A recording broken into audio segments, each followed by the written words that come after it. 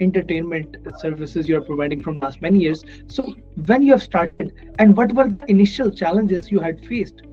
When I was studying electrical engineering, this was just a side income to be exposed to the concerts. And There are a lot of things they don't know. So if you want to start a company in 2025, now with all these Gen Z or Gen Alpha who are making their money in the internet.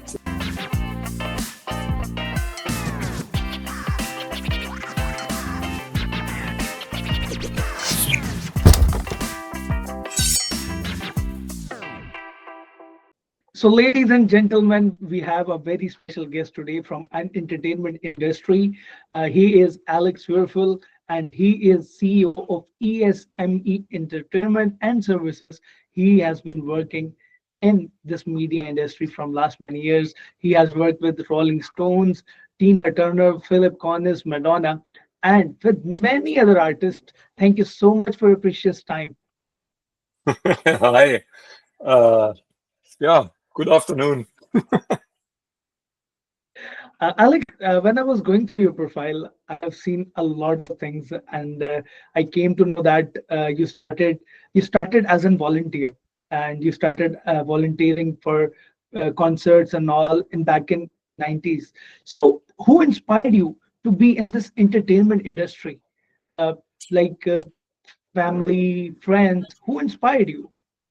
Yeah, I wouldn't say I started I think I started when I was growing up and started walking. I was growing up in a small village where my uncle and my grandpa had a pub, and there were some festivities, sports festivals, harvest festivals, and stuff like that. And I was always exposed to music and beat and everything. So was always interested in the music industry. In 1994, or when I became a teenager, uh, I got asked if I can help out on some of the projects or concerts in our town. Then when I moved to Leipzig, and then I just got hooked, helping here, offloading trucks, setting up the stage, and then doing a lot of security stuff as well, checking on the entrance, the bags and the tickets. And so I never got out of this industry. So my first concert where I was really working was 1994, Brian Adams in Leipzig. Yeah, I still remember.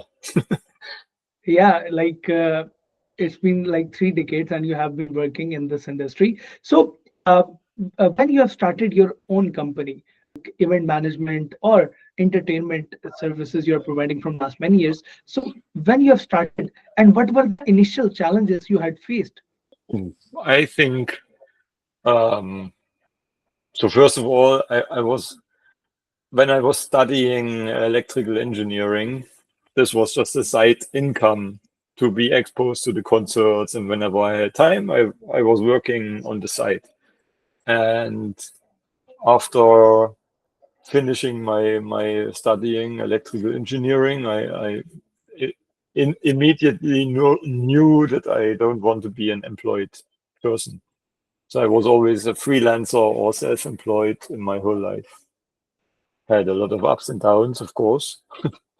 And with the exposure to a lot of clients, you got asked, do you know 5 people more? We are short. Can you bring them? And this is how you started. I didn't decide to have a company. It just happened. So because I was helping out my client in organizing some people, and then it turned out I had my first little company in Germany doing called Wuerfel Event Support. And Wuerfel Security. Back then, I had a security company that backstage management and security for festivals and concerts. So yeah, this grow into Wuerfel Event Support, and then basically the jobs or the requests came in also for international projects. I worked on a lot of exhibitions in Switzerland, I had some contracts in Luxembourg for concerts, and been a lot in China for car exhibitions. Yeah, so this grow, and then my first experience in Middle East was 2006 for the Asian Games in Qatar. Some of my client called me back then as freelancer, Alex, we have a nice project in Qatar for 3 months. Do you want to go? It's the Asian Olympic Games. And I said, Qatar? Where is Qatar? Nobody had never heard of this country before. And I had to back then look in a atlas, in a map, in the world map, where is Qatar? And yeah, this is how I ended up 3 months in Qatar. Then another project came in Abu Dhabi 2007, and this is how we slowly ended up in this region, still with the thought I have a company in Europe.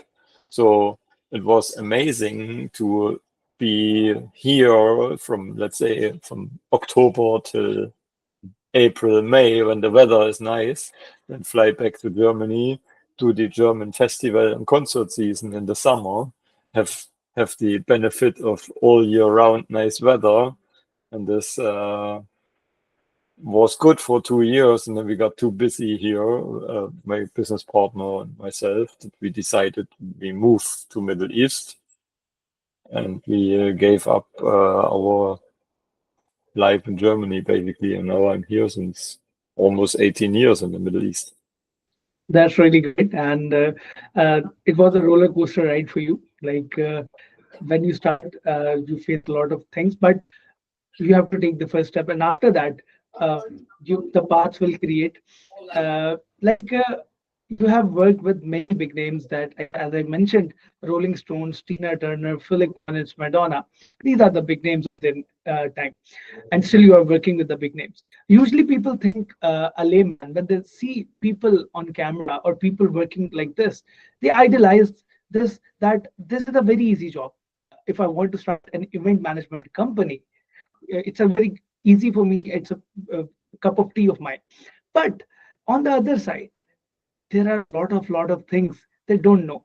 So if you want to start a company in 2025, what will be your strategies? I mean, now with all these Gen Z or Gen Alpha who are making their money in the internet with YouTube and Instagram and whatever, it's a very special bunch of people who like to do physical work and have a passion for this industry. So I don't know if I would start this company again like that. As I said, the company grew into something. I never was planning to have 50 employees over 3 countries. Now it happened, and you have a social responsibility for them and for their families as well, to cater for making sure salaries coming in time. And we have struggled with this in the past as well, especially during COVID. So, and there is still some backlog. We need to pay off some COVID debts, and we're fighting to stay afloat and alive. And everybody is pulling on the same side of the rope, basically, to make that happen. Starting a company with all this AI, I mean, there is so much potential with this fast-paced technology, drone technology. There's a virtual reality, this whole e-games championships. What is an immersive experience? There's still a lot of potential to open a company now. You just need to know your niche and be aware of that there is a lot of competition. Everybody can buy the equipment. It's the same like buying a Formula One race car. It's the people behind who make it happen. If you don't, if you buy the Formula One car and you don't have Lewis Hamilton driving it, the chances are very unlikely that you will win the Formula One. So it's the same with in our industry. If you really have the great people who know the technology, let them do what they can do best. And you are just making sure that they have the right tools. It's like the conductor from an orchestra. Now I need some lighting, now I need some rigging, now I need some audio. Please put it all together, and then we have a nice live show. So it's very important that the people you work with feeling valued, and also you give them their freedom to at the end live event industry is a very artistic.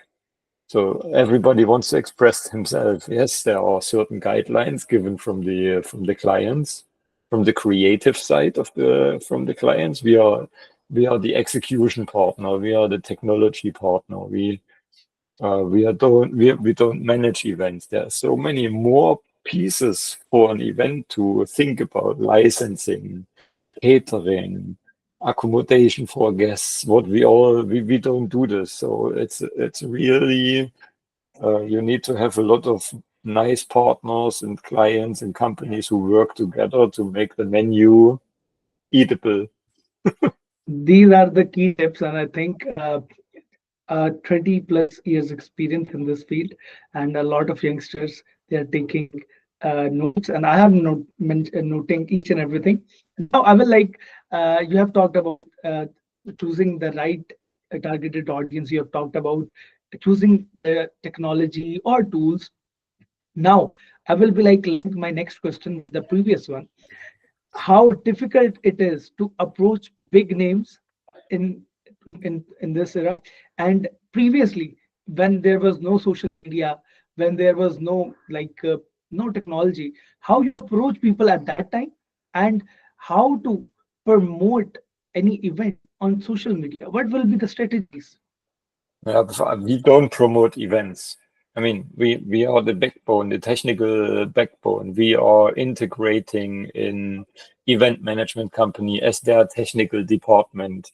So it's not ESMA who would reach out to Ed Sheeran and say, "Hey, we are ESMA. We want to do your technology." So it goes to an event management agency or touring management or whatever. They choosing their contractors.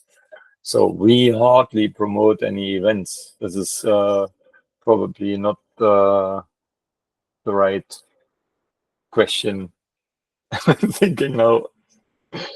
Yeah, so we are not an event management company. We supporting in the background. And I don't like to stay on the stage. That's why I choose maybe this business so I can work in the backstage. Okay, no problem. So how you see Qatar market and UAE market for young entrepreneurs? Does it has potential? They can grow in these areas if they want to start their business here. What is your take on it as a seasonal I entrepreneur?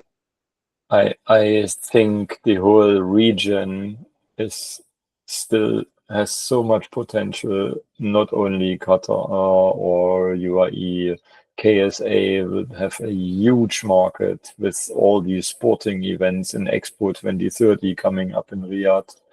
Then you have Oman, Vision 2040. You have Bahrain, who are really pushing to have more cultural events.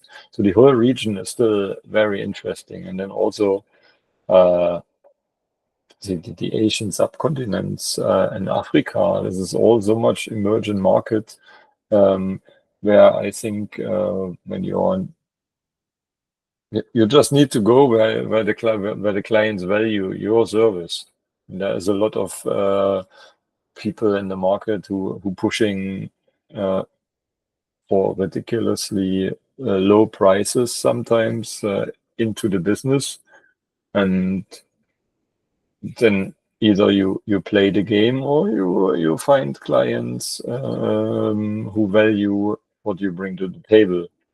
And back to the question when you were asking how I was marketing before, it's a people-to-people business and not a business-to-business business. So you deliver outstanding, you deliver world-class, and then the results speaking for yourself. And then people want to work with you because of several reasons. That's great. That's really great. Now, like, I will detract you, and I will be like asking you some rapid fire questions, like which was not a part of our discussion, but mostly people think that entrepreneurs or media person, they have a very busy schedule. They can't do other things as well. But at the end of the day, they are also humans. So, you are a morning bird or night owl? Morning, Okay, tea or coffee?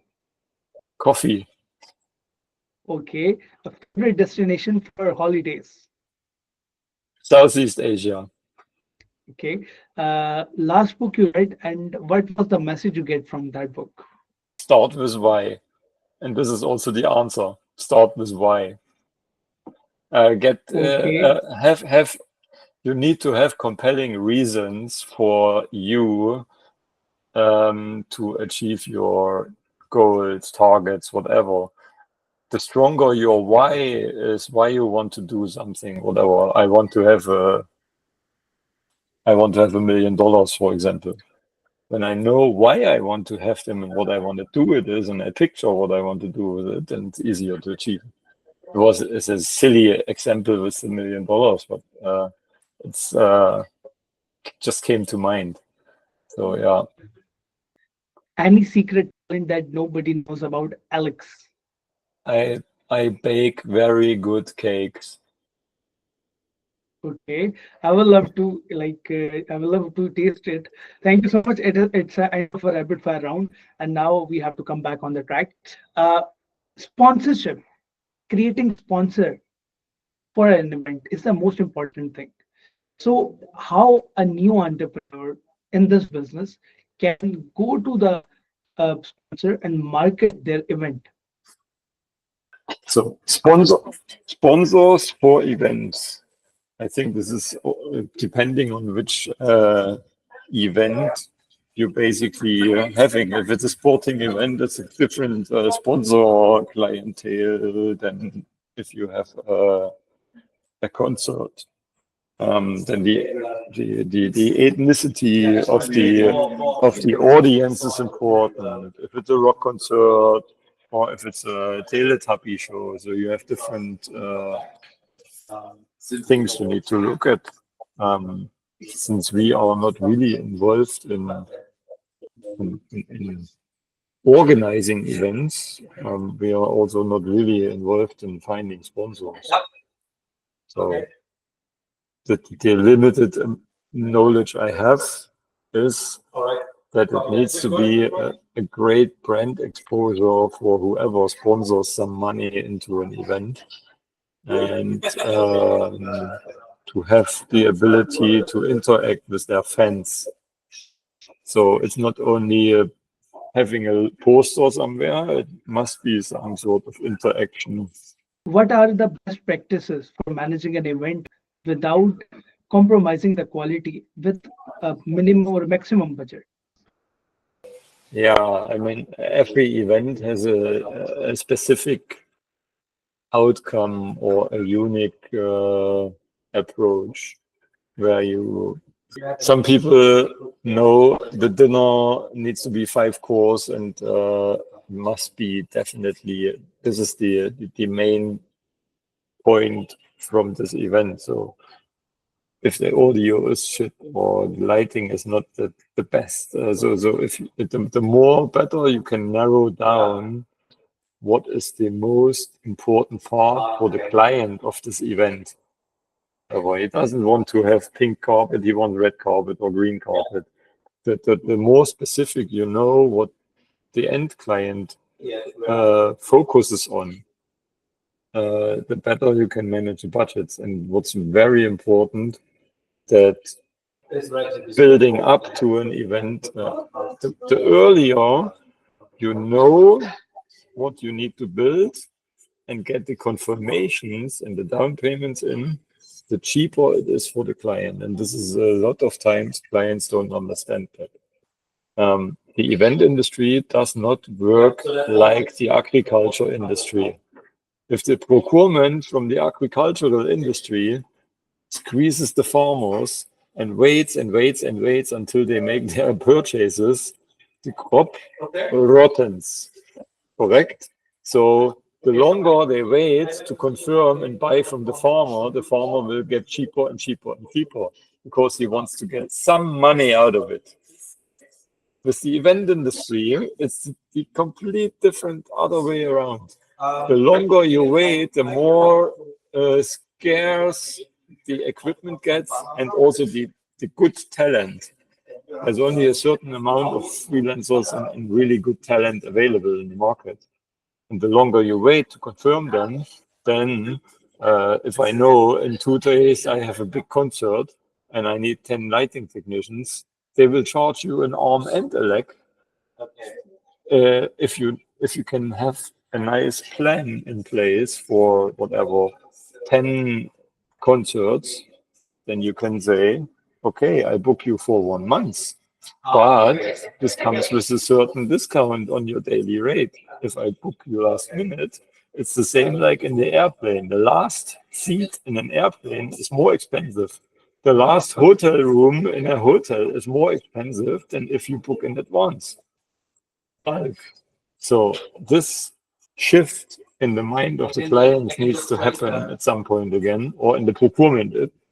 The procurement of the client needs also to be buying in and understand that that's beneficial for both sides. So it depends on scenarios to scenarios. Every scenario, every event has its own complexities and it has its own pros and cons, right? Thank you so much. Before leaving, any message for the young people, aspiring people who want to do something, but they are facing challenges. They are trying to run their business, but their business is not growing. What is your advice to them? In general, have a plan and write everything down, what you want to do and when you want to do it.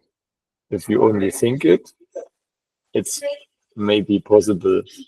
If you write it down and even put it in a calendar with a specific date, the likelihood that you execute it is much higher than just wishful thinking in your head.